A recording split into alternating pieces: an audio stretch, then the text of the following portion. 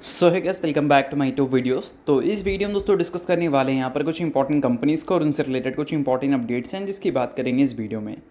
तो चलिए दोस्तों वीडियो की शुरुआत करते हैं। सबसे पहली कंपनी को डिस्कस करते हैं। पहली कंपनी का नाम है HDFC बैंक लिमिटेड। बट इसको डिस्कस करने से पहले दोस्तों, अगर आपने अभी तक मेरे कोर्स को एक्सेस नहीं किया है तो आप उसको एक्सेस कर सकते हैं।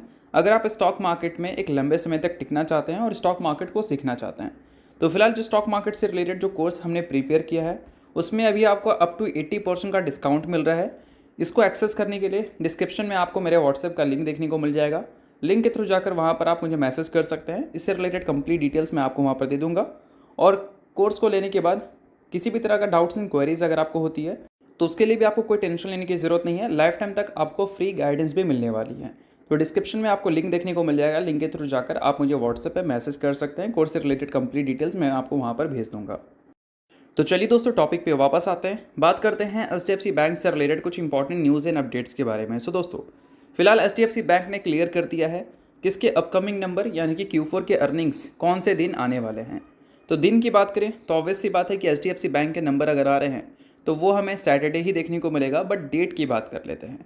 तो डेट दोस्तों रहने वाला है 19 अप्रैल का। इस दिन कंपनी अपने Q4 के अर्निंग्स को रिपोर्ट करेगी। अब उस दिन सिर्फ इसके अर्निंग्स हमें देखने को नहीं मिलेंगे, साथ में ICICI बैंक के भी अर्निंग्स हमें देखने को मिलेंगे। अब दोनों बड़ा बड़ा बैंक अपने अर्निंग्स रिपोर्ट करेगी तो ऑब्वियस सी बात है कि उस दिन मार्केट क्लोज रहेगा। But next trading session Nifty काफ़ी ज़्यादा फोकस में रहेगा क्योंकि इन दोनों का काफ़ी अच्छा खासा वेटेज है, निफ्टी हो या सेंसेक्स हो। अब इसके नंबर्स के बेसिस पे डिसाइड होगा कि नेक्स्ट ट्रेडिंग सेशन मार्केट आपको कैसा परफॉर्म करती हुई दिखेगी। अगर नंबर बहुत ही अच्छे देखने को मिल जाते हैं और इनकी परफॉर्मेंस बहुत ही अच्छी आ सकती है तो उसके बिहाफ पे हमारा जो मार्केट है वो भी अच्छा कर सकता है। तो इस चीज़ को नोट करना। तो चलिए अब HDFC बैंक से रिलेटेड अगली अपडेट की बात कर लेते हैं। अगली अपडेट है दोस्तों नेगेटिव। बट ये नेगेटिव अपडेट इतनी बड़ी नेगेटिव नहीं है कि HDFC बैंक इससे रिएक्ट करते हुए दिख जाए। अब RBI ने 75 लाख रुपये का मॉनिटरी पेनल्टी लगाया है और इस वजह से आज के दिन थोड़ा HDFC बैंक आपको फोकस में भी दिखेगी। अब 75 लाख का नंबर है तो कोई बड़ा नंबर नहीं है। अगर ये नंबर 2-3 करोड़ तक भी होता तो भी इसको बड़ा नहीं माना जाता क्योंकि बहुत बड़ी बैंक है। अब इसके सामने 10 करोड़ का नंबर भी कुछ भी नहीं है। तो 75 लाख है तो इसको आप इग्नोर भी एक तरह से कर सकते हो। बट हाँ, न्यूज़ थी इस वजह से हमने डिस्कस कर लिया। अब दोस्तों 19 अप्रैल को जो कंपनी अपने अर्निंग्स को रिपोर्ट करेगी वहाँ पर हम उम्मीद करेंगे कि कंपनी की सिर्फ रेवेन्यू ही अब हमें बढ़ते हुए देखने को ना मिले, कंपनी के प्रॉफिट्स भी बढ़ें। क्योंकि अगर पिछले 3 साल के CAGR को देखें तो वो हमें सिर्फ 8% ही देखने को मिलता है।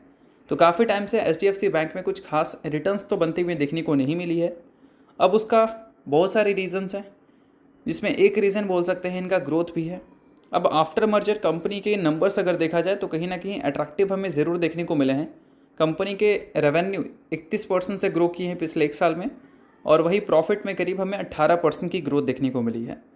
और अगर कंपनी अपने प्रॉफिट को भी मान लो 25% के ऊपर ग्रो कर पाती है आने वाले क्वार्टर्स में ईयर ऑन ईयर बेसिस पे, तो ये एक अच्छी बात रहेगी। तो इस चीज़ को नोट कर लेना।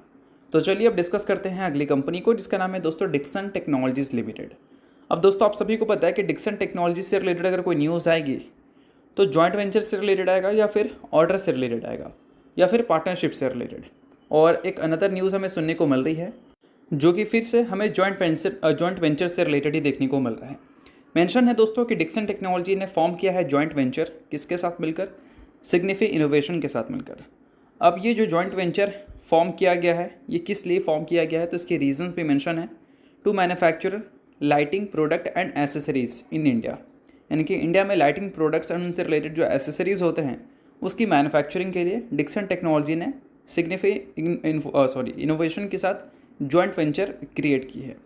अब ये जो जॉइंट वेंचर है इसमें 50% स्टेक्स आपको डिक्सन टेक्नोलॉजी के पास भी देखने को मिलेगा और बाकी का 50% स्टेक सिग्निफी इनोवेशंस भी ऑन करेगी।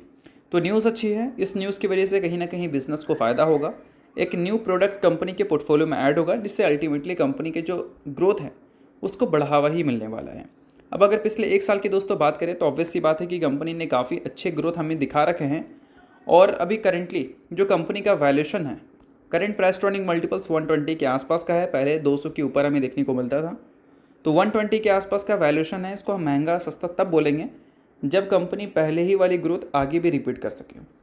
क्योंकि पहले कंपनी 100% से अपने रेवेन्यू को ग्रो कर रही थी जो कि 200 के पी के आसपास मज़ा नहीं आ रहा था।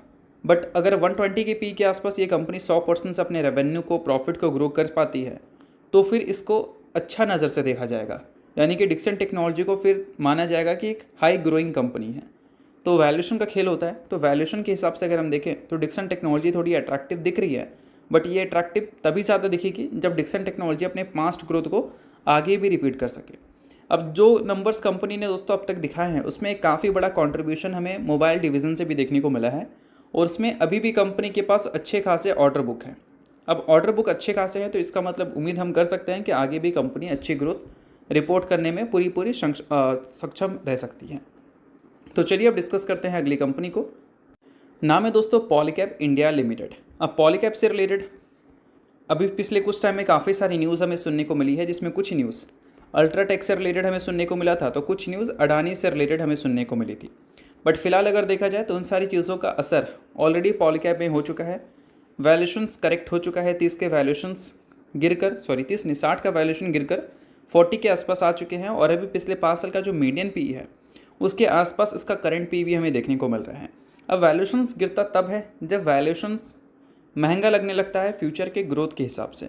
तो जब ग्रोथ में कंसर्न क्रिएट होता है तब वैल्यूशंस में डिप हमें देखने को मिलती है। बट अगर अगले 2 साल की बात करें, अगले 2 ईयर्स की बात करें, तो अगले 2 साल में डिक्सन नहीं, पॉलीकैब इंडिया कोई खास स्लो डाउन विटनेस नहीं करेगी, ऐसा यहाँ पर इनके मैनेजमेंट की तरफ से भी स्टेटमेंट्स हमें देखने को मिला था। और यही सेम चीज़ हमें KA इंडस्ट्रीज़ की तरफ से भी सुनने को मिली थी।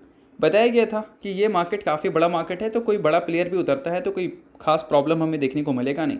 और जब तक बड़ा ब्रांड नहीं बनता, क्योंकि ये मार्केट में लोग भरोसा करते हैं, भरोसे वाले ब्रांड की तरफ जाते हैं, तो जब तक आप अगर अच्छा ब्रांड ना बना लो तब तक आप एक अच्छा मार्केट शेयर यहाँ पर गेन नहीं कर सकते। ऐसे यहाँ पर KA इंडस्ट्रीज़ के मैनेजमेंट की तरफ से भी सुनने को मिली थी।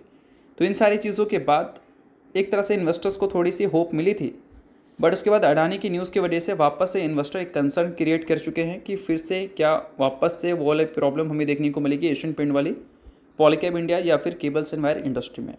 अब दोस्तों पिछले कुछ टाइम से तो पॉलीकैब इंडिया के नंबर्स हमें अच्छे ही देखने को मिल रहे हैं। अब ये नंबर्स आगे भी अच्छे रिपोर्ट हो सकते हैं, ये तो पूरी उम्मीद है। बट Q4 के जो अर्निंग्स हैं वो मैटर करेंगे कि Q4 के जो अर्निंग्स हैं वहाँ पर कंपनी अगर अच्छे नंबर्स रिपोर्ट कर देती है तो उस पर मार्केट का नज़र थोड़ा कम रहेगा। बट कंपनी गाइडेंस क्या देती है उस पर मार्केट का नज़र थोड़ा ज़्यादा देखने को मिलेगा, तो इस चीज़ पे ध्यान देना। तो गाइडेंस इंपॉर्टेंट है, अगर आप पॉलीकैब इंडिया के इन्वेस्टर हैं तो Q4 के साथ गाइडेंस पे ध्यान रखना। तो चलिए अब अगली कंपनी डिस्कस करते हैं, इसका नाम है इन्फो एज।